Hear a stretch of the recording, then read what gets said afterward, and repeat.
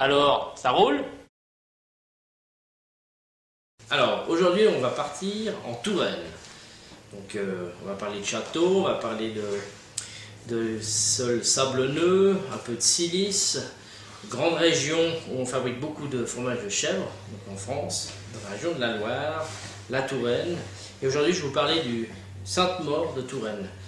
Alors, il y a plusieurs variantes de Sainte-Maure, il y a des Sainte-Maure laitiers, fermiers, il y en a industriels et tout. Là, on est vraiment sur un Sainte-Maure de Touraine fermier, affiné chez Hervé Mons, fromager, meilleur ouvrier de France à Roanne. Je vous en parlerai au long des vidéos qu'on va faire ensemble, parce que c'est une personne incontournable au niveau de l'affinage de beaucoup de fromages. Et la caractéristique de ce fromage, je vais vous montrer,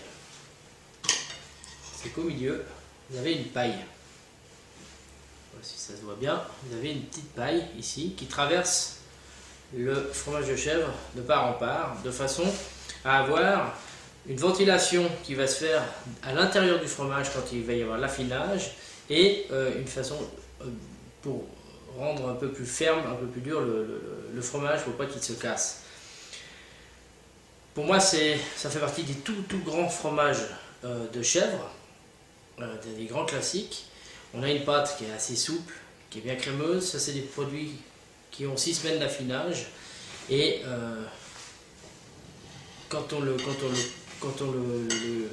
le chèvre, quand vous prenez trop jeune, vous avez toujours un petit côté lactique, une petite acidité, un petit côté aigrelet. Tandis que là, vous allez avoir un fromage qui ça sera transformé et qui aura des arômes de noix.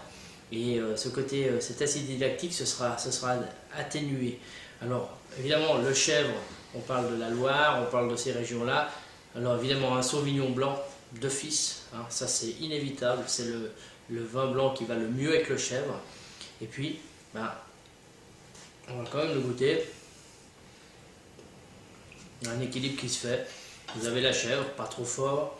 Vous avez la croûte qui est cendrée, avec une certaine petite moisissure, on la voit, peut-être un peu plus bleutée comme ça, mais naturelle, qui vient de la cave, qui va vous donner un petit peu de répondant. Et puis, ce côté fondant de la texture, parce qu'il a été vraiment vieilli, affiné. Dans les règles de l'art, on voit un peu coulant autour, un peu plus ferme à cœur, et une pure merveille. Voilà, je vous dis, il manque plus que le petit verre de Sauvignon, et ça je le ferai avec un copain vigneron. À la prochaine.